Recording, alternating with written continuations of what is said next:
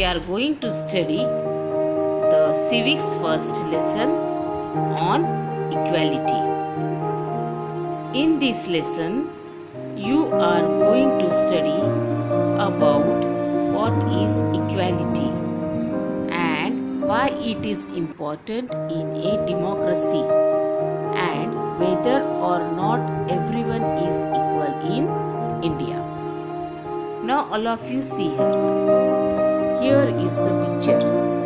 Here all the people, they are standing in line.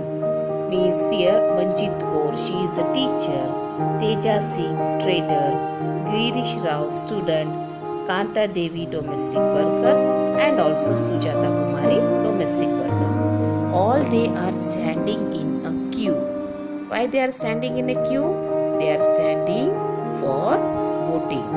Means from this it is clear that whether you are rich, whether you are poor, belonging from any religion or any caste, you can vote.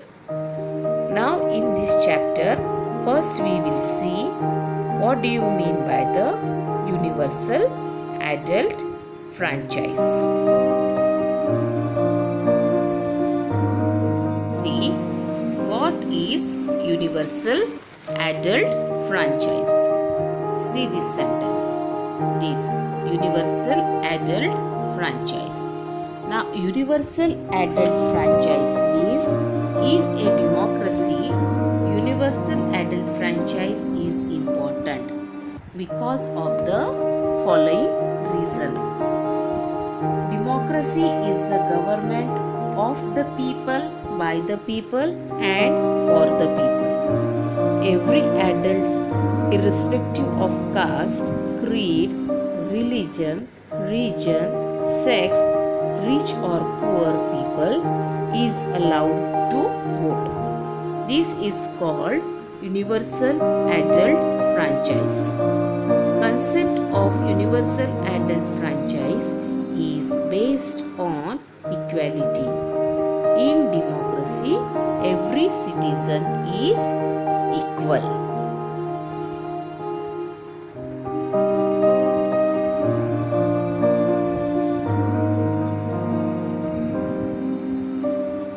Now children, we will see about the dignity. Recognizing dignity. Recognizing dignity means what? This sentence. It means what? See here, when persons are treated unequally, their dignity is violated because they feel humiliated. The dignity of both Om Prakash Valmiki and Ansari was violated because of the way in which they were treated. By picking on him and making him sweep the school because of his caste, Om Prakash Valmiki's schoolmate and teachers badly hurt his dignity and made him feel as if he was less than equal to all other students in the school. Being a child, Om Prakash Valmiki could do very little about the situation that he was in. It was his father who felt angry by his unequal treatment. He confronted the teachers. The Ansari's dignity was also hurt when persons refused to lease their apartment to them. However, when the property dealer suggested that they change their name, it was their dignity or self-respect that made them refuse this suggestion. Om Prakash and Ansari do not deserve to be treated like this. They deserve the same respect and dignity as anyone else. Now we will see equality in Indian democracy. The Indian Constitution recognizes every person as equal. This means that whether you are male, female, belonging from any caste, religion, tribe, education or economic background, all are recognized as equal. This is not to say that inequality ceases to exist, it does not. But at least in democratic India, the principle of equality of all persons is recognized. While earlier no law existed to protect from discrimination and ill treatment, now there are several that works to see that people are treated with dignity and as equal. Now all of you see here, what are the provisions in the Constitution? What are the provisions in the Constitution? That we will see. The provisions in the Constitution means every person is equal before the law. This means that every person, from the president of the country to a domestic worker, has to obey the same laws. No person can be discriminated against on the basis of their religion, race, caste, place of birth, or gender. Third, every person has access to all the public places, including playgrounds, hotels, shops, and markets. All can use well, roads, and bathing ghats. And fourth one is untouchability has been abolished. So these are the provisional, means the provision in the Constitution. The two ways in which the government has tried to implement the equality that is guaranteed in the Constitution is first through law and second through government programs or scheme to help disadvantaged communities.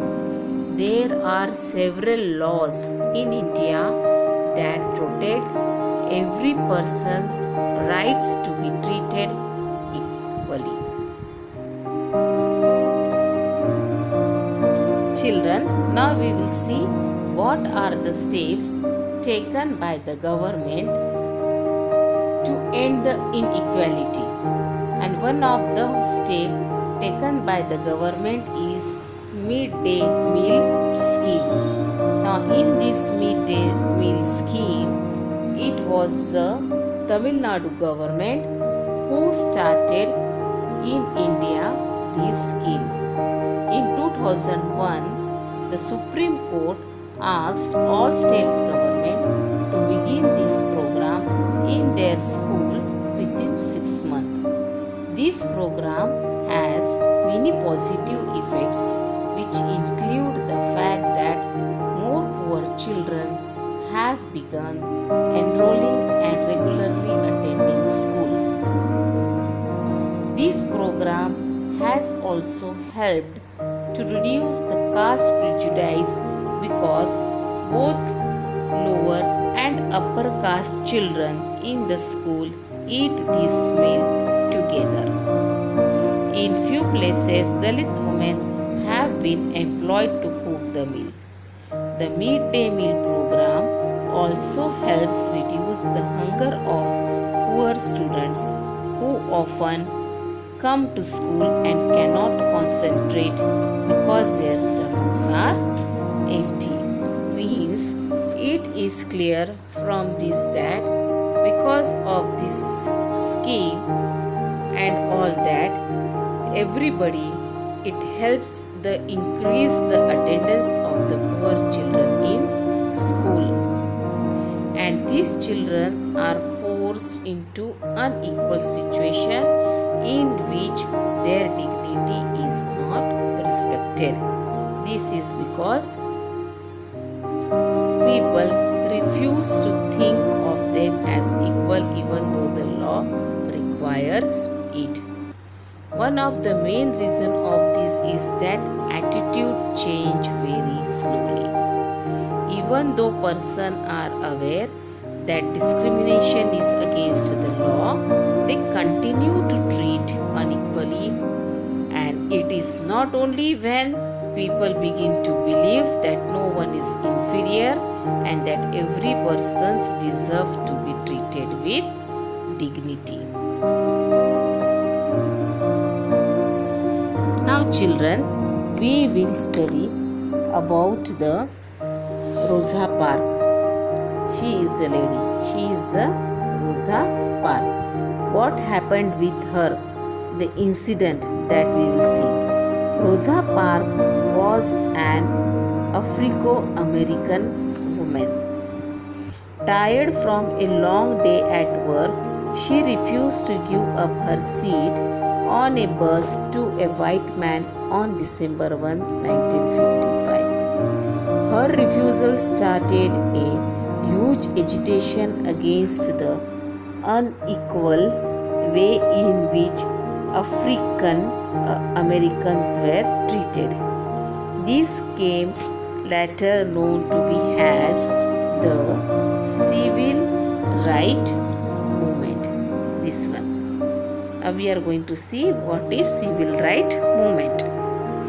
It also stated that all schools would be open to Afro-American children and that they would no longer have to attend separate school specially set up for them. Despite this, majority of Afro-American continue to be among the poorest in the country. Most Afro-American children can only afford to attend government schools that have fewer facilities and poor qualified teachers in comparison to the white students who either go to private school or live in areas where the government schools are highly rated compared to private school. Means this is about the Rosa Parks. Now here what the Article 15 is saying of the Indian Constitution. Article 15, what it says? It says that the prohibition of discrimination on ground of religion, race, caste, sex or place of birth. The state shall not discriminate against any citizen on ground only of religion, race, caste, sex, place of birth or any of them. No citizen shall on ground only of religion, caste, place of birth or any of them be subjected to any disability, liability, restriction or condition with regard to access to shops, public restaurants, hotels, public places, entertainment or the use of well, tanks, bathing guards, road and place of public resort maintained wholly out of the state funds or dedicated to the use of the general public. Means this is about the Article 15. Now challenge of democracy. No country can be described as being completely democratic. There are always communities and individuals trying to expand the idea of democracy or push for a greater recognition of equality. Central to this is the struggle for the recognition of all persons as equal or for their dignity to be maintained. Means whether from this chapter it is clear that whether you are rich, poor, belonging from any caste, religion, whether you are a man, woman, we all should be treated equally in the society. Okay then children, thank you.